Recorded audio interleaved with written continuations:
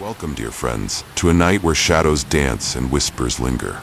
Tonight, as the veil thins and the mundane fades, we delve into the disquieting corners of reality, where the ordinary twists into the terrifying. You've settled in, perhaps with a warm drink ready for slumber, but before your eyes drift shut, allow me to plant a seed of unease, a chilling tendril that might just bloom in your dreams. Tonight, we begin a journey through 5 tales, each a descent into a unique brand of fear. And our first stop, a place where the American dream curdles into a living nightmare. A place called Westfield. The year was 2014, a time many of us remember with a certain fondness. For David and Jennifer Miller, both barely 30, it was a year brimming with the promise of new beginnings. They had found it, the quintessential suburban haven, Westfield, New Jersey. Picturesque streets lined with mature trees, the laughter of children echoing in the air, and finally, their house. A beautiful, if slightly older, 2-story colonial with a sprawling backyard perfect for future family barbecues and the dog they promised themselves. They were the embodiment of youthful optimism, their boxes filled not just with belongings, but with dreams of a life unfolding in this seemingly idyllic town. The first few weeks were a whirlwind of unpacking, painting nursery walls in soft hues of yellow and blue, a hopeful gesture for the family they longed to build, and exploring their new neighborhood. Friendly waves from neighbors tending their meticulously manicured lawns, the comforting rhythm of sprinklers in the evening, the scent of freshly cut grass, it all painted a portrait of suburban bliss. David, a software engineer with a pragmatic mind, and Jennifer, a vibrant art teacher with an eye for beauty, felt they had finally found their sanctuary. Then came the letters. The first one arrived innocuously enough, tucked amongst junk mail and local flyers. A plain white envelope, addressed in blocky handwritten letters. No return address. Curiosity piqued, Jennifer slid it open. The message inside was brief, unsettling, and utterly bizarre. "Dearest new neighbor," it began, the salutation dripping with a false sense of cordiality. "Welcome to the neighborhood. This house has been the subject of my family for decades now, and as it approaches its 100th year, it's my turn to stand watch, just as my father did in the 1960s and my grandfather before him in the 1920s, all awaiting its return. Tell me, what stories do these walls hold? What secrets are hidden within this house?" David, initially dismissing it as a prank by some neighborhood kid, felt a prickle of unease as Jennifer read the letter aloud, her voice wavering slightly. They tried to laugh it off, attributing it to an overactive imagination or a misguided sense of humor. They tucked the letter away in a kitchen drawer, a strange anomaly in their otherwise perfect start. But the letters kept coming, each one more personal, more invasive than the last. The watcher, as they chillingly began to refer to themselves, seemed to know details about their lives that they hadn't shared with anyone in town. The color of the curtains Jennifer had chosen for the living room, the make and model of David's car, the name of the pizza place they ordered from on their first Friday night. "How are the renovations going?" one letter inquired. "I see you are busy. Have you found all the secrets the old house holds?" Another read, "Your young blood has now moved in. I have children in the neighborhood. Have you seen them yet? Will they ever play in the yard? What is inside the house that you are running from? I will find out." The playful banter between David and Jennifer began to erode, replaced by a gnawing paranoia. They started locking all the doors and windows, double-checking them before bed. Sleep became a fitful affair, punctuated by the creaks and groans of their old house, each sound amplified by their growing fear. They started looking at their neighbors with suspicion. Was it Mrs. Henderson, with her too keen interest in their gardening? Or perhaps Mr. Thompson, whose gaze lingered a moment too long when they collected their mail? The local police, while sympathetic, couldn't offer much help. The letters contained no direct threats, no concrete evidence of a crime. They advised the Millers to install security cameras, a small comfort against the unseen eyes that seemed to follow their every move. The watcher's letters escalated, becoming more menacing, more intimate. They spoke of the couple's hopes and fears, their unspoken anxieties laid bare on crisp white paper. "Your anxiety is showing," one letter taunted. "I have been watching you for some time now."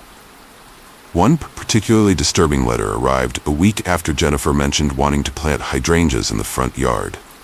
"The blue hydrangeas are a nice touch," it read, "but I wonder if they will distract from what is truly watching you from the windows." David and Jennifer's idyllic suburban dream had dissolved into a waking nightmare. The joy of their new home was suffocated by the chilling certainty that they were not alone, that someone was observing their every move, their every vulnerability. The promise of a fresh start had twisted into a terrifying question. Had they moved into their dream home or into a meticulously crafted trap? And as the days bled into weeks, the letters continued to arrive, each one a chilling reminder. The watcher was still there, watching, waiting, and the sense of being observed, of unseen eyes boring into their very souls, became a constant, suffocating presence. This, my friends, is where our journey begins. A quiet suburban street, a dream turned sour, and the chilling realization that sometimes the most terrifying monsters are the ones you can't see. But do not think for a moment that the darkness ends here in Westfield. Oh no, or as one shadow fades, another lengthens. And from the quiet unease of a suburban stalker, we now travel to a place of stark, unforgiving wilderness, where a different kind of mystery unfolded, a mystery etched in snow and silence. Prepare yourselves, for next we venture into the Dyatlov Pass of the Rockies. From the suffocating paranoia of suburban surveillance, our narrative now plunges into the raw, unforgiving heart of the Rocky Mountains. Here, amidst towering peaks and whispering pines, nature itself can be a formidable adversary. But sometimes the greatest terrors are not born of the elements, but of the inexplicable. Our next tale is a chilling echo of a real-life enigma, a haunting question mark etched in snow and bone. It is a story whispered among backcountry hikers, a cautionary tale of a journey that ended in a baffling and brutal mystery, the Dyatlov Pass of the Rockies. I've spent more nights under a canopy of stars than under a roof. The mountains are my solace, my challenge, my church. I fancy myself a man who understands the wild, who respects its power and its secrets. But there are some secrets the mountains keep that defy understanding. Secrets that chill you to the very marrow. This is one of those secrets. It was a winter that bit deep, even for the Rockies. The snowpack was heavy, the wind howled like a banshee, and the air held a razor's edge. I was on a solo trek, tracing a route I'd meticulously planned, days away from civilization, relishing the solitude and the stark beauty of the frozen landscape. Then I stumbled upon it. A campsite, or what was left of one. At first glance, it seemed ordinary enough. A scattering of gear, the remnants of a fire pit choked with snow. But as I drew closer, a knot of unease tightened in my gut. The tent, a sturdy four-season model, had been ripped open, not at the zippers or seams, but violently slashed from the inside. Long, jagged tears in the fabric spoke of a desperate, panicked escape. There were no footprints leading away from the tent, save for the faint impressions of the hikers themselves, as if they had fled into the blizzard in their socks or boots. This was the first anomaly, the first whisper of something terribly wrong. I followed the tracks, or rather the indentations in the snow, a scattered trail leading down the slope, away from the exposed campsite. They were erratic, as if the individuals were stumbling, disoriented. And then I found the first body. He lay face down in the snow, partially buried, his clothing ripped and torn. There were no obvious signs of injury, no bloodstains on the pristine white canvas surrounding him. Just stillness. An unnatural stillness in that wild, wind-swept expanse. Further down the slope, I found more.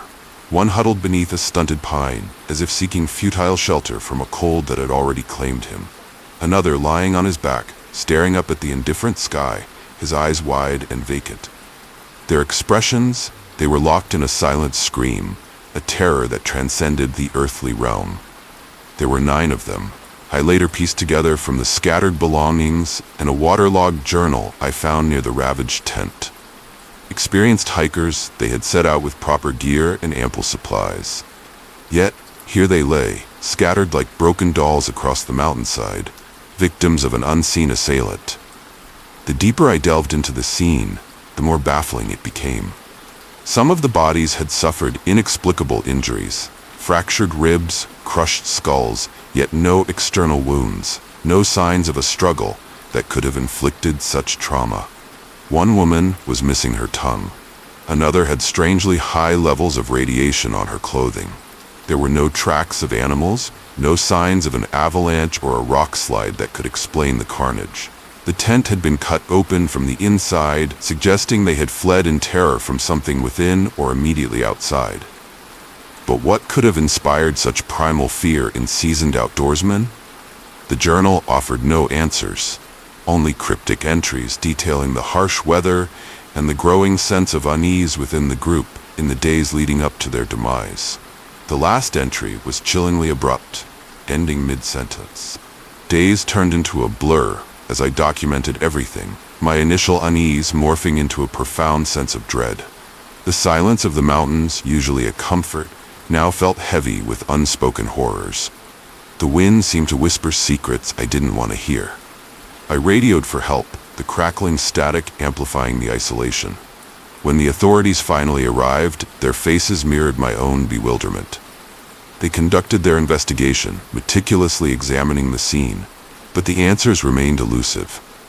The official reports were vague, inconclusive, hinting at everything from a rogue avalanche to hypothermia, yet none of it truly fit the bizarre circumstances. Years have passed since that grim discovery. I've tried to rationalize it, to find a logical explanation for the inexplicable. But the image of that ravaged campsite, the silent screams etched on the faces of the dead, it haunts my waking hours and invades my dreams. Out there, in the vast, indifferent wilderness of the Rockies, a group of experienced hikers met a terrifying end, a demise shrouded in mystery. What drove them to tear their own tent apart from the inside? What inflicted such brutal, internal injuries without leaving external marks? What terror did they face in those final, frantic moments? The mountains hold their secrets close, and the Dyatlov Pass of the Rockies remains a chilling testament to the fact that sometimes the most terrifying things are not the ones we can see, but the ones that lurk just beyond our comprehension, leaving behind only unanswered questions and a lingering sense of dread in the cold, thin air. From the icy enigma of the Rockies, where nature itself seemed to conspire with the unknown, we now descend into a different kind of desolation. A place where the silence is not of snow and wind, but of forgotten industry and sun-baked earth. Our next story takes us to the arid expanse of the Mojave Desert, where a concrete structure holds a secret as suffocating as the desert heat. Prepare yourselves, for the earth itself can become a tomb in the concrete crypt of the Mojave. From the frigid, unsolved mystery of the high mountains, we now find ourselves in a landscape of stark, sun-drenched isolation. The Mojave Desert, a place of brutal beauty, where silence stretches for miles and the horizon shimmers with heat. It is a land that whispers of forgotten histories and unexplained phenomena. Our next tale unfolds in this arid expanse, a story of a photographer who unearthed something far more unsettling than the desert's usual secrets. The concrete crypt of the Mojave. The desert is my canvas, my obsession. There's a stark, unforgiving beauty here that you won't find anywhere else. The way the light plays across the endless sand, the resilient life that clings to existence in the harshest conditions, the silence that can swallow you whole.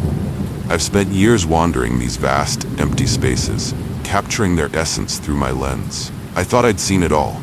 Abandoned mines, forgotten homesteads, the skeletal remains of dreams left to bleach under the relentless sun. But nothing prepared me for what I found that day.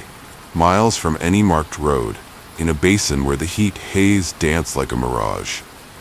They were perfect, too perfect for this desolate landscape. At first, I thought they were some kind of bizarre art installation, left by a misguided soul with too much time and concrete. But as I drew closer, the unease began to prickle at the back of my neck. There were 3 of them, standing upright in the ochre sand, like colossal, silent sentinels. Cylinders of smooth, unblemished concrete, each perhaps 10 feet tall and 5 feet in diameter. What struck me most was their utter lack of any discernible features. No doors, no windows, no markings of any kind. Just seamless, cold concrete rising from the desert floor. They looked as if they had been poured in place, monolithic and impenetrable. I circled them slowly, my boots crunching on the loose gravel and sand. The heat shimmered around their stark forms, making them seem almost to waver in the oppressive air. I ran my hand over the smooth, surprisingly cool surface of one of the cylinders. There were no seams, no indication of how they had been constructed, or more importantly, what might be inside. My photographer's instincts kicked in. I took pictures from every angle, trying to capture the strangeness of their presence in this empty expanse. The vastness of the desert only amplified their unsettling anomaly. They didn't belong here. They felt alien. Days turned into weeks as I became obsessed with these concrete monoliths. I returned to the site again and again, each time hoping to find some clue, some explanation for their existence. I brought tools, thinking perhaps there was a hidden seam, a concealed entrance. But the concrete was solid, unyielding. I even tried digging around the base of one, hoping to uncover some foundation or indication of their depth.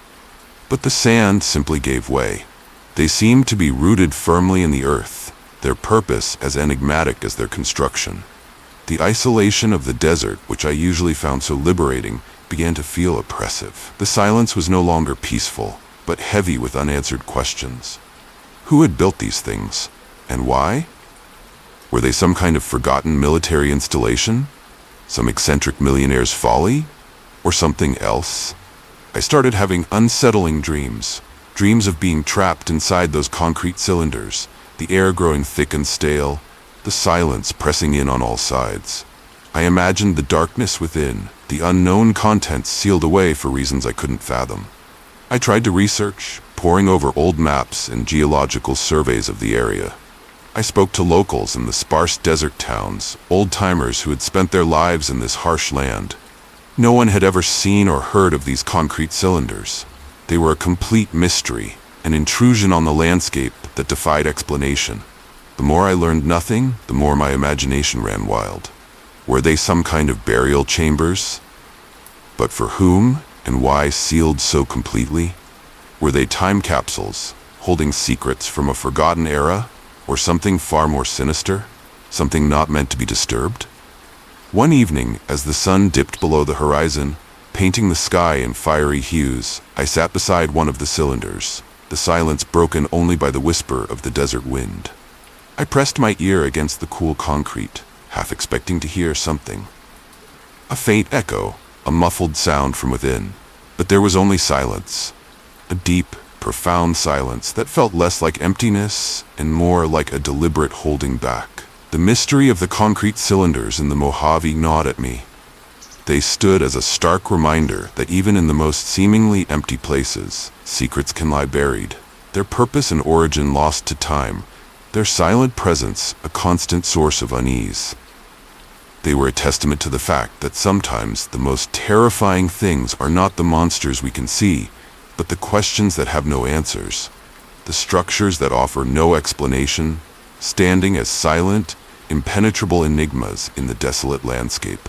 From the silent, concrete sentinels of the Mojave, we now move to a place where the past refuses to stay buried, where echoes of forgotten experiments linger in the very fabric of reality. Our next journey takes us to a city steeped in history, a place where the boundaries of science and the supernatural may have blurred with terrifying consequences. Prepare to question the very nature of reality as we delve into the Philadelphia experiment. From the silent, inexplicable structures of the desert, we now journey to a place steeped in wartime secrets and whispered conspiracies. A city of history, a naval shipyard that may have been the site of an experiment gone horribly wrong. Our next tale is a fragmented recollection, a haunting echo from the past, told by a man grappling with memories that defy logic and sanity. Prepare to delve into the murky waters of rumor and alleged reality, as we explore. The Philadelphia Experiment. 78 years I've walked this earth, a good portion of it spent serving my country. But there are things a man sees, things a man experiences, that cling to the soul like barnacles to a hull. Things you try to bury deep, hoping the tide of time will wash them away. But some memories, they just won't stay submerged. It was during the war. World War II. I was just a kid, barely out of my teens, serving on the USS Eldridge, a destroyer escort docked at the Philadelphia Naval Shipyard. There were always rumors swirling around the yard, whispers of top-secret projects, things they didn't want the regular sailors knowing about. But one rumor, that one was different. It had a weight to it, a chilling undercurrent that made the hair on the back of your neck stand up. They called it the Philadelphia Experiment. The official story, the one they stuck to like glue, was that they were trying to make the Eldridge invisible to radar. Cloaking technology, they called it. Sounded like science fiction to a young sailor like me. But there were things we saw, things we couldn't explain, that made us wonder if there wasn't more to it. I remember the day it supposedly happened, October 1943. I wasn't topside at the exact moment, thank God. But the stories, they spread through the ship like wildfire. Sailors talking in hushed tones, their faces pale and drawn. They said the ship, it just vanished. Not sank, not moved, but vanished. Surrounded by a strange greenish fog, they said it just wasn't there anymore.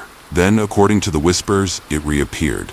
Not where it had been, but miles away, at the Norfolk Naval Shipyard in Virginia.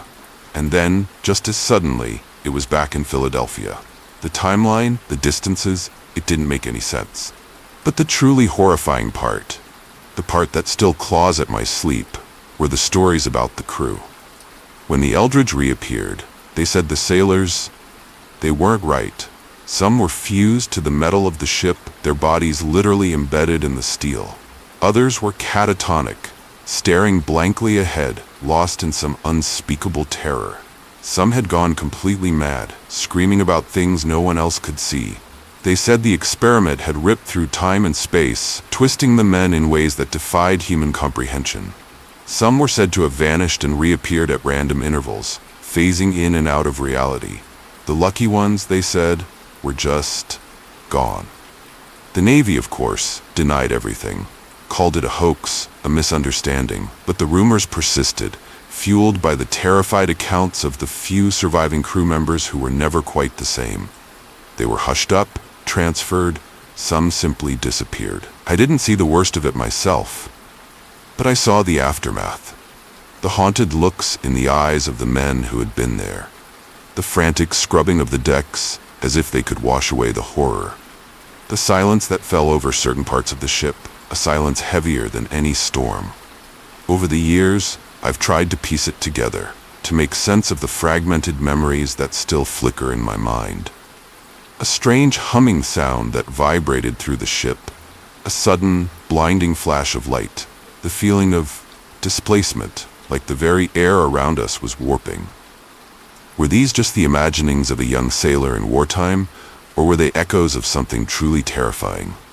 Even now, decades later, I wake up in a cold sweat, the greenish glow of that phantom fog seared into my eyelids. I hear the screams that weren't screamed, see the faces twisted in silent agony. The Philadelphia Experiment. They tried to make a ship invisible. But what they truly did, I fear, was open a door to something we were never meant to see. Something that left scars not just on the metal of a ship, but on the very souls of the men who sailed on her. The truth of what happened on that October day may forever remain shrouded in secrecy and denial. But the whispers endure, the chilling tales of a technology unleashed without understanding its terrible cost. And for those of us who were there, even on the periphery, the echoes of that experiment continue to resonate, a haunting reminder of the unseen horrors that can be born from the pursuit of the impossible. From the unsettling realm of technological horror, we now turn to a darkness born of human cruelty, a mystery that has haunted the City of Angels for decades. Our final story of the night takes us to the sun-drenched streets of Los Angeles, where a beautiful life was tragically cut short. leaving behind a legacy of unanswered questions and a spectral presence that some say still lingers. Prepare yourselves for a tale of beauty, brutality, and the enduring enigma of the Black Dahlia's ghost. From the unsettling echoes of a forgotten experiment, we now arrive in the shimmering, often deceptive landscape of Los Angeles. A city built on dreams, where the dazzling facade can often conceal a dark underbelly. Our final tale tonight is rooted in a true story, a chilling enigma that has haunted the collective consciousness for decades, a brutal crime that remains unsolved and has left an indelible stain on the city's history. Prepare to delve into the tragic mystery and lingering presence of the Black Dahlia's ghost. I'm a connoisseur of the macabre, a chronicler of the crimes that cling to the shadows of our world. My podcast delves into the unsolved, the unsettling, the stories that keep us awake long after the lights go out. And there is perhaps no case that embodies the dark allure and enduring mystery of Los Angeles more than that of Elizabeth Short, forever known as the Black Dahlia. January 15, 1947. A young mother taking her child for a walk in a quiet residential neighborhood near Limerick Park stumbled upon a sight that would forever scar her memory and shock the world. Lying on a vacant lot, amidst overgrown weeds, was the brutally mutilated body of a young woman. Her name was Elizabeth Short, a 22-year-old aspiring actress who had come to Hollywood with dreams as bright as the city's lights. The details of her murder were gruesome, almost surreal in their barbarity. Her body had been bisected at the waist, drained of blood, and posed with a chilling theatricality. Her face had been slashed in a grotesque parody of a smile. The newspapers sensationalized the case, dubbing her the Black Dahlia, a moniker inspired by The Dark Flower and a popular film noir of the time. The investigation that followed was a sprawling, chaotic affair, involving hundreds of suspects, countless dead ends, and a media frenzy that bordered on hysteria. Yet, despite the intense scrutiny and the passage of decades, the killer of Elizabeth Short has never been found. The case remains one of Hollywood's most enduring and disturbing mysteries. But this isn't just a story of a brutal crime.